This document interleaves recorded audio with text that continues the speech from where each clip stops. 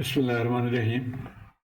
This video is from chapter 2, Signals and Systems, and here we'll be primarily discussing linear constant coefficient differential equation, and in that we'll be solving example 2.14. And this is on the request of a student who has actually asked to solve example 2.15 of difference equation, but I thought that we must understand what is the differential equation, and then we'll understand what is difference equation. So keep watching. Now there could be two scenarios. You can see here the graph is a continuous graph, and whenever there is a continuous change, we denote such a phenomena by dy dt, and it is represented by a differential equation. So this is a production output, and you can see the time axis here and the output axis, and for any moment we can find the rate of change. So whenever we are talking of the differential equation, keep in mind that we are talking of rate of change. But if we same data, if we take on monthly basis, or if we plot on the monthly basis, like end of January, end of February, end of March, then these data, they are the discrete part. And the discrete data cannot be represented by differential equation. Rather, it has to be represented by difference equation. And this we will study in the next slide. Okay, so first of all, 2.4 is discussing causal LTI system. I hope you know what is an LTI system by now. Linear time invariant system, that the system's performance or system's behavior does not change with time. And if this is the system, we are giving an input xt, and we expect the output, we'll call the output yt. And what he's saying, that an extremely important class of continuous system is that for which the input and output are related through linear constant coefficient differential equation.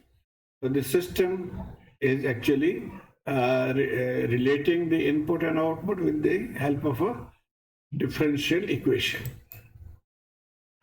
And this is the type we represent dy dt, then some variable of yt, and then this is the input xt. And as I mentioned, whenever we're talking of the differential equation, keep in mind the rate of change. Like in the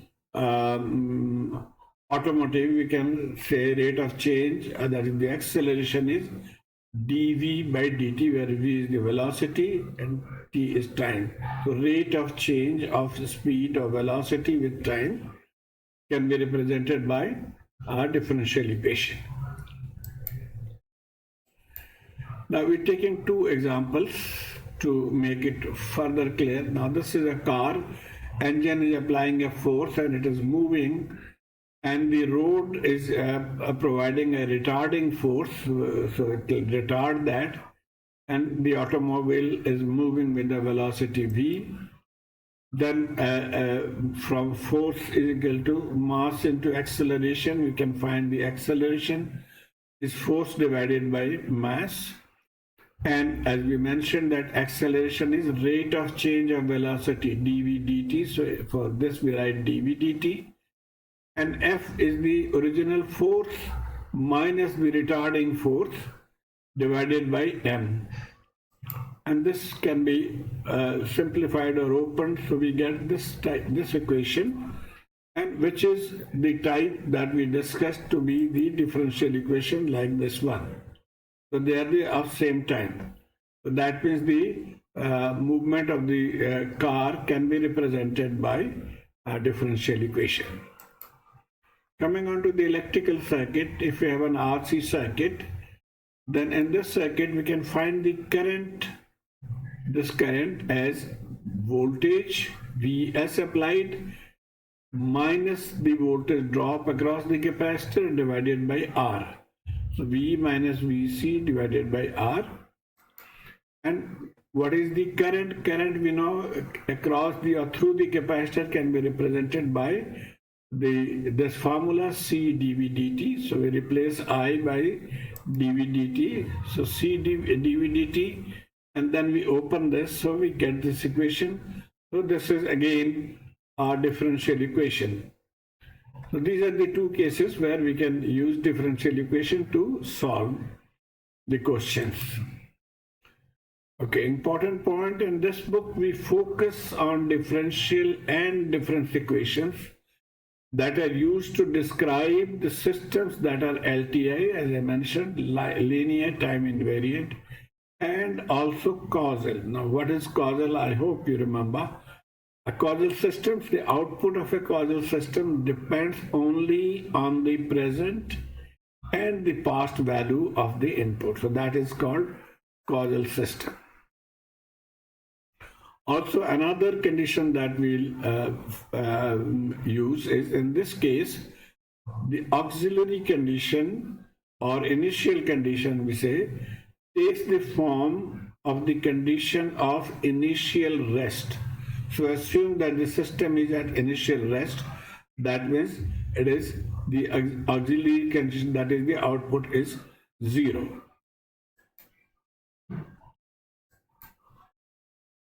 Now this is the question that we are going to solve. Find the solution of equation 2.9. So this is a system represented by this equation. When the input signal is k times ET3, so there is an exponential input, that is we are giving at the input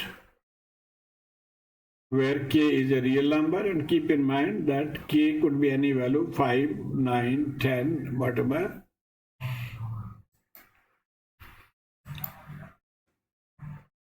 Now, the complete solution of a differential equation is actually written in two parts. The output can be written as what is called as particular solution, and then the next part is homogeneous solution. Now, what is a particular solution and what is a homogeneous solution? Let's see. This is, by the way, also called forced response. The particular solution is forced response when there is an independent source present. And the homogeneous solution is called the natural response when there is no source present, but the stored energy drives the circuit. Okay, so the particular solution actually describes this whole equation that is given in the question, but in the homogeneous solution changes the differential equation by putting the input is equal to 0. So input is 0. Now I had very difficulty in actually understanding this meaning of homogeneous. So I just found a shortcut to remember it, and that is homo with a whole. That means whenever we're talking of a homogeneous equation, we have to put a whole or a 0 at the input. So this way at least I remember, and I don't know how you feel with this. Anyway, so this is the example that we are solving. First of all, we'll find the particular solution. System input, output. A common method of finding the particular solution for an exponential input signal such as k e power 3t, in our case, this is the input signal. So when the input signal is exponential, we assume or we look for the so-called forced response. What is the forced response? That is, if the input signal is exponential, it will be reproduced at the output. The exponential signal at the input will be reproduced at the output with some change in magnitude. So this will give us the particular solution. So this we have to assume.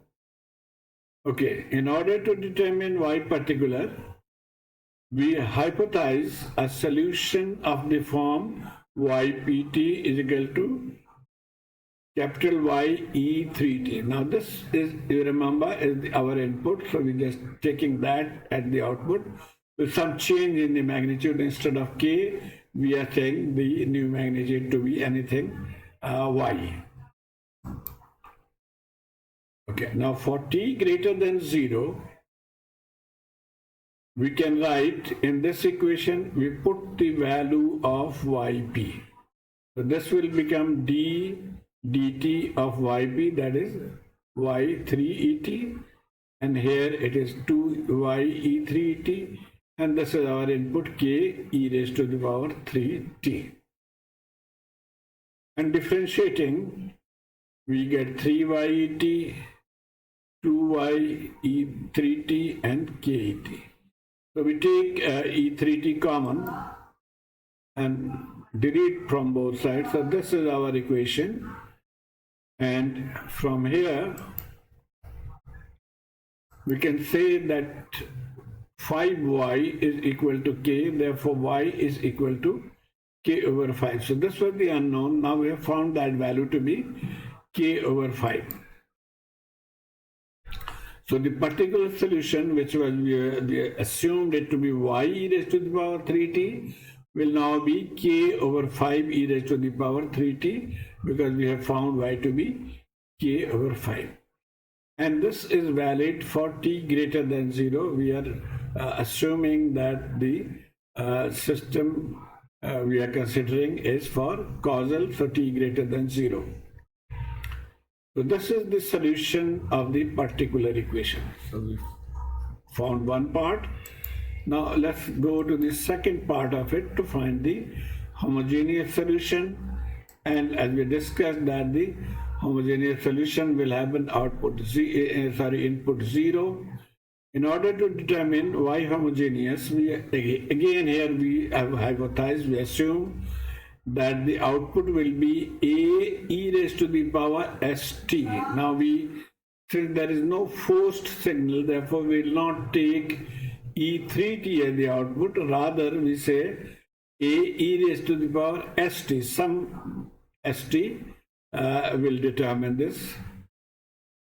Okay, and again we now put this value into the equation and differentiate. Remember, we have made this 0, so differentiating, we get this value and taking common s plus 2 and a est. Now this being the signal cannot be 0, therefore s plus 2 has to be 0, and that means s has to be minus 2.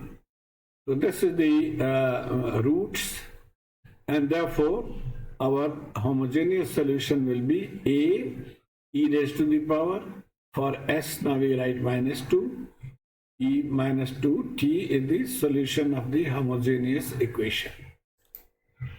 So we have found this particular solution, and this is the homogeneous solution. So the complete solution will be just adding the two. So this is our complete solution. But this solution does not specify uniquely the response of yt to the input st. What does that mean is that since we don't know the value of a, we can't say that what is the exact value, because depending on the value of a, we could have many solutions. So that is what he's saying. It does not specify uniquely the response because the constant at has not yet been determined. So now our task is to find the constant A.